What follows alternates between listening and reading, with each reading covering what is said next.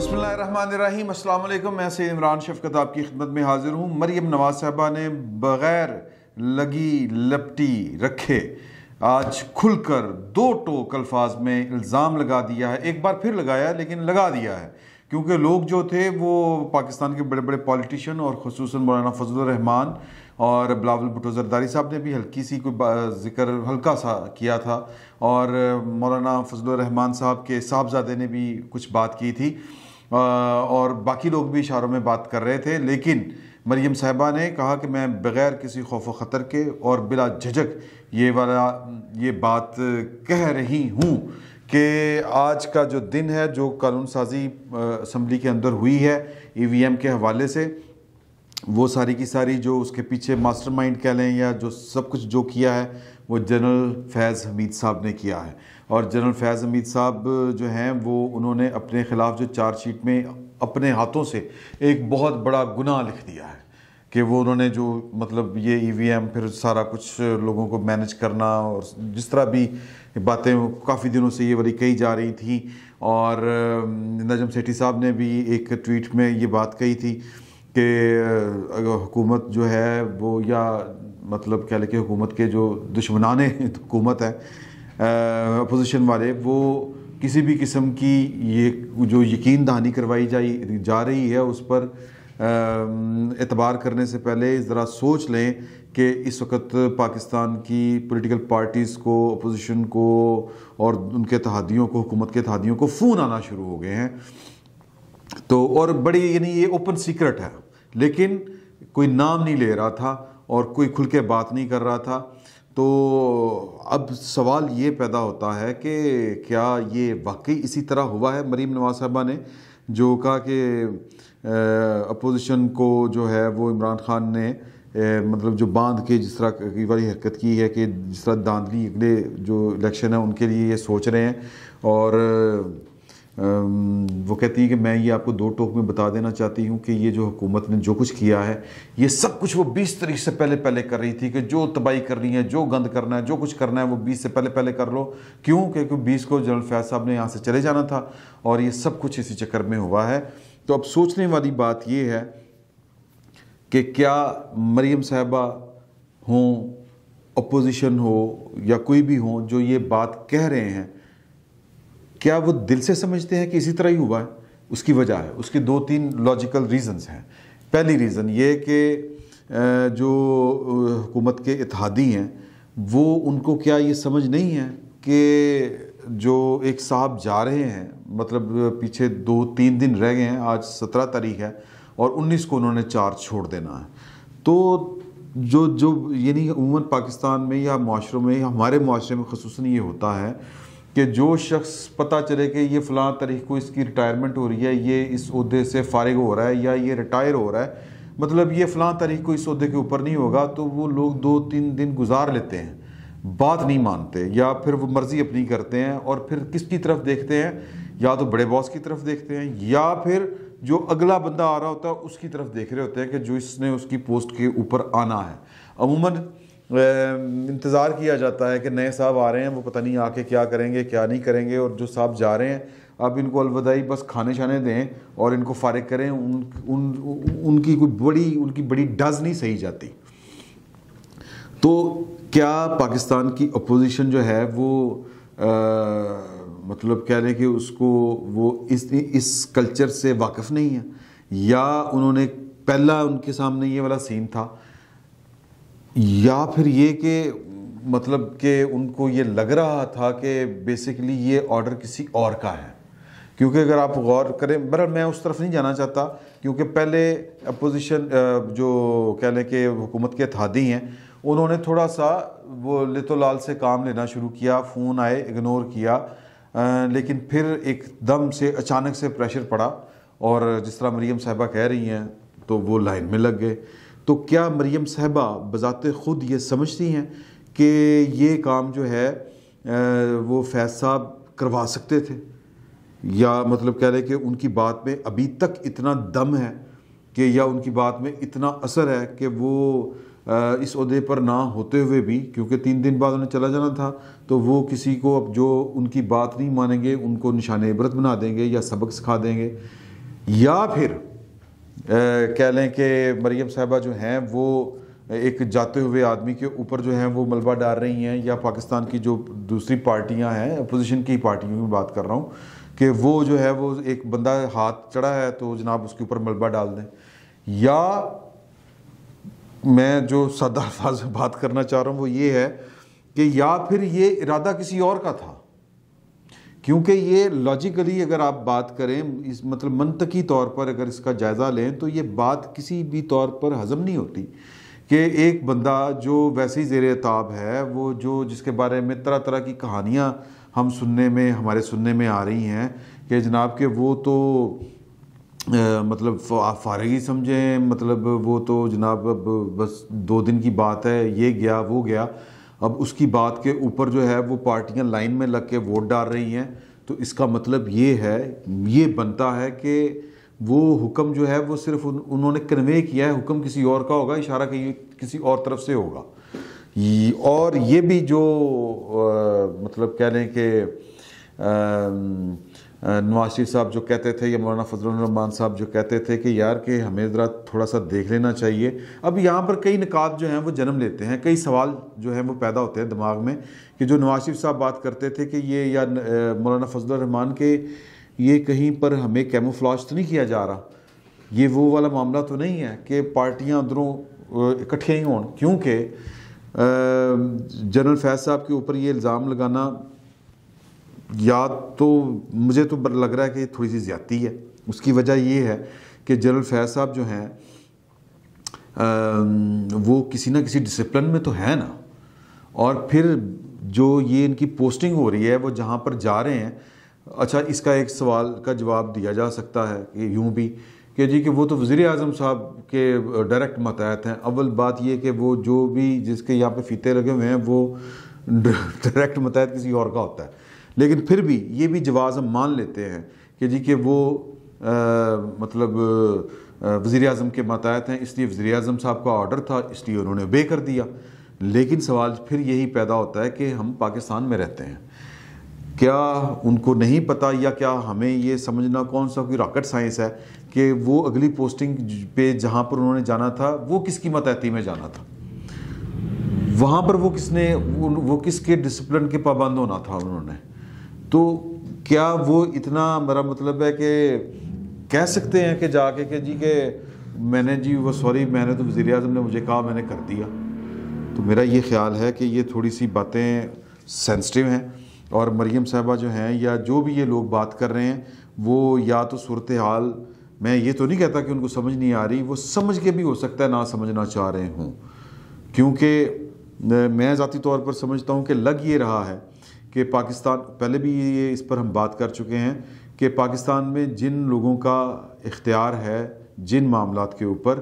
वो अपना वो इख्तियार वो नहीं छोड़ना चाहते, और ये एक सोचा समझा फ़ैसला है। क्योंकि जो EVM, अब इसके ऊपर फिर बड़ी कहानियाँ सामने आ रही हैं कि पहली बात कि जी EVM को बुलडोज़ किया गया, यार ये कानून बन चुका हुआ है। अब लोग ये भी कह रहे हैं, और ख़ुसूसन अपोजिशन वाले कह रहे हैं कि हम इनको सुप्रीम कोर्ट में जाके चैलेंज करेंगे। भाई जिन्होंने पार्लियामेंट में मंजूर करवा लिया, और मतलब कितने लोगों को मैनेज कर लिया हुकूमत के, और हुकूमत को जो छोड़ के जाने वाले इनके जो इत्तेहादी थे उनको मैनेज कर लिया, वो मेरा मतलब है कि कोई 5-4 लोगों को वैसे मैनेज नहीं कर सकते, या वो पहले कभी मैनेज होते हुए नहीं आए। तो इतनी खुशफहमी के शिकार क्यों हैं जो हमारे अपोजिशन लीडर्स हैं या जो अपोजिशन की जमातें हैं? ये सोचने वाली बात है, और इस पर गौर भी करना चाहिए। और उन लोगों को भी जो इस खुशफहमी में हैं, और नहीं जी फिर कह रहे हैं कि जी, मैंने अभी एक दोस्त से बात हो रही थी, मैंने कहा कि जी कि वहाँ पर भी कोई खैर नहीं पड़नी, तो फिर कह रहे थे क्यों खैर नहीं पड़नी, क्योंकि ये इख्तियार अपने पास रखना है जिन्होंने ये बिल मंजूर करवाया है। ये इमरान खान साहब के पास ये इख्तियार नहीं जा रहा। ये इख्तियार जो है वो जाहिर है कि इलेक्शन तो निगरान हुकूमत ने करवाने हैं, इलेक्शन कमीशन ने करवाने हैं। इलेक्शन कमीशन नहीं करवाने हैं, निगरान हुकूमत ने तो बस एक वो कह लें कि वो कह लें कि एक जो कहते हैं ना जी कि वो सेरेमोनियल सी एक उसकी हैसियत और पोजीशन होती है। बाकी काम तो जो है वो इलेक्शन कमीशन का ही है सारे का सारा। लेकिन इलेक्शन कमीशन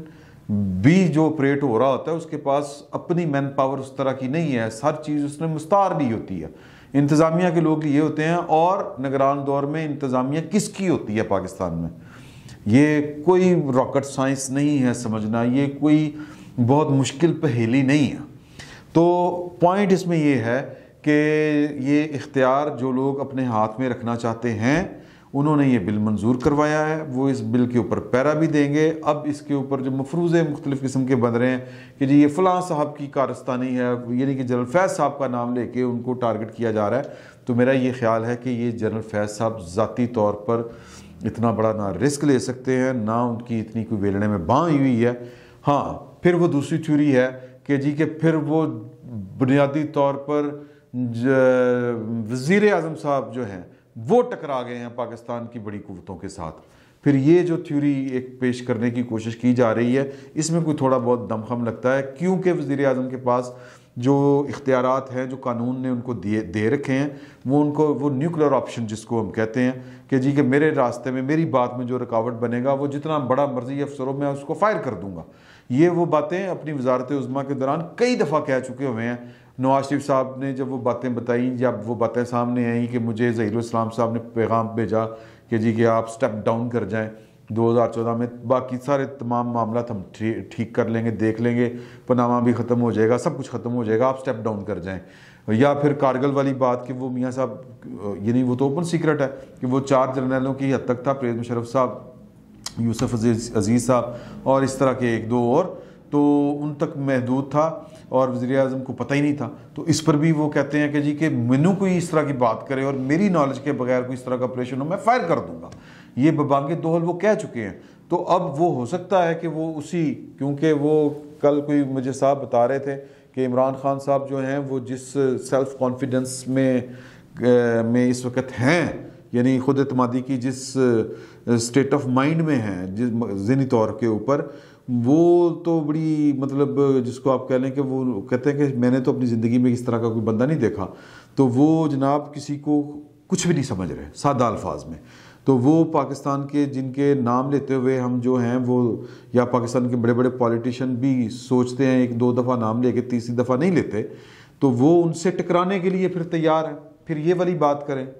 और फिर अगर इस तरह की सूरत हाल है, अगर है वाकई है, तो फिर जो है अपोजिशन उसको ये वाली बात करनी चाहिए, खुल के करनी चाहिए। लेकिन मेरी समझ में तो बहरहाल जो कहते हैं ना पॉलिटिकल साइंस के एक अदना से स्टूडेंट होने के नाते मैं ये समझने से कासर हूँ कि एक जो है जनरल फैज़ साहब वो किस से टकराएंगे यार, अपने बॉस से किस तरह टकरा सकते हैं? मतलब उस टकराने का जो अंजाम है वो किसी को क्यों नहीं पता? ये नहीं हो सकता कि उनको पता ना हो। तो मरीम साहबा की बात अपनी जगह पर दुरुस्त होगी, लेकिन ये बात हज़म नहीं हो रही। और मैंने वो 2-3 आपको वजूहात बता दी हैं कि पहली बात है कि इत्तेहादी जो माने हैं वो महज एक जाते हुए अफसर के कहने पर किस तरह मान सकते हैं, उसकी बात में इतना दम वज़न किस तरह हो सकता है, अनटिल अनलेस के उसके पास कुछ बिगाड़ने का इख्तियार ना हो। और बिगाड़ने का इख्तियार जिसके पास है उसके पास है। तो मुझे ये लगता है ये मैसेज किसी और का है, और ये एक मैसेज से ज़्यादा फ़ैसला जो है वो सोचा समझा है। और फ़ैसला सोचा समझा इसलिए है कि ये इख्तियार जो है, और ये इख्तियार बड़ा वसी है। मैं आपको एक बात बताऊं, इस पर ज़रा गौर करें कि मतलब महज वोट को मैनेज करना या इलेक्शन को मैनेज करना बेसिकली अपनी मर्ज़ी के मामला, तो अपनी मर्ज़ी के तहत मामला को चलाने का दूसरा नाम है। और ये जो EVM मशीन है, और इससे पहले RTS थी, उससे पहले जो ROs के मामलात होते हैं, तो ग्रेजुअली चीज़ें जो हैं वो हाई टेक हो रही हैं। सादा अल्फाज में अगर मैं ये बात करूं कि चीज़ों को यानी कि इस आसानी के साथ मैनेज किया जा सके, ये है सारी की सारी साइंस, और इसी के ऊपर सारा काम हो रहा है। और ये रिवर्सेबल, मुझे नहीं लगता कि ये रिवर्सेबल होगा अनटिल अनलेस के बहुत बड़ा जो है वो इशू खड़ा कर दिया जाए अवामी ताकत के बलबूते के ऊपर। अदरवाइज़ अगर आप ये कहें कि ये आपको टेबल के बैठ के ऊपर या सियासत की जो दाव पेच होते हैं उनके ज़रिए आप इसको रिवर्स कर लेंगे, अदालत के ज़रिए या पार्लियामेंट के अंदर जाके कुछ कर लेंगे, तो वो नहीं होगा। क्योंकि अगली जो भी हुकूमत आएगी वो भी पूरी कंट्रोल्ड होगी, क्योंकि वो EVM के ज़रिए आएगी। और वो पूरी ताबेदार किस्म की होगी, वो जिसकी भी होगी। ये बात मैं नहीं कह रहा कि वो इमरान खान साहब की होगी या पता नहीं वो पीटीआई की होगी और पीपल्स पार्टी की होगी या नून लीग की होगी, जिसकी भी होगी, कंट्रोल्ड होगी और बड़ी ताबेदार किस्म की होगी और एक प्रोसेस से निकल के आई होगी और मतलब कि चू नहीं कर सकेगी सादा अल्फाज में। तो अगर चेंज करना है यानी इस सिस्टम को, जो नवाज शरीफ साहब कहा करते थे कि जनाब के 70 साल निज़ाम हमने तब्दील करना है, वफदारों को ये वो, आज वो कोई और भी हमारे दोस्त हैं वो कह रहे थे, बल्कि मारवी सरमद साहबा जो हैं उनका एक ट्वीट था कि जी के हमें तो एक ख़ास पब्लिक ऑफिस की तरफ से कह लेंगे या कह लेंगे एक स्टेट के ऑफिस की तरफ से ये कहा जाता था कि जी के सियासत में मुलव्वस नहीं है और बबांगे दोहल कहा जाता था। DGISPR की तरफ उनका हवाला था, बल्कि उन्होंने मेरा नाम भी लिया है। तो अब जो ये बातें हो रही हैं खुलखला के, इसके ऊपर नोटिस लें कि ये कौन है जो फ़ोन कर रहे थे उनको, तो क्या वो हमारे जो अदारों के डिसिप्लिन से बाहर जाके कुछ लोगों ने ये वाला काम किया, तो वो इस तरह की भी बातें हो रही हैं। तो इस सिस्टम को अगर चेंज करना है तो EVM को मैं खुसूसन बात कर रहा हूँ, या फिर वही कि जो मतलब दस्तूर की बालादस्ती का जो ख्वाब सजाया हुआ है कुछ लोगों ने और खुसूसन कुछ बड़े लीडरों ने, जिनमें नवाज शरीफ साहब सर फहरिस्त हैं, तो फिर अवाम के बलबूते के ऊपर करना पड़ेगा। मरीम नवाज साहबा आज कह रही थी वैसे बाय द वे, एक तो PUGA में उन्होंने खिताब किया था सेमिनार में, और दूसरा जो उन्होंने गुफ्तगू की थी इस्लामाबाद हाई कोर्ट के बाहर कि हम इन हाउस तब्दीली इसलिए नहीं लाना चाहते कि वो तब्दीली जिनकी मदद के ज़रिए आती है हम उनकी मदद हासिल नहीं करना चाहते। तो मतलब पॉइंट तो यही है कि अगर उनको लगता है कि ये चीज़ें सारी इसी तरह हुई हैं, जनरल फैज़ साहब ने किया है, सारा कुछ किया है, तो फिर उनकी शिकायत कहाँ में बनती है? करें फिर वहाँ पर जाके शिकायत, अगर उनको लगता है कि ये वो अपने बलबूते के ऊपर कर गए हैं। तो फिल वक्त इतना ही, बहुत बहुत शुक्रिया आपका।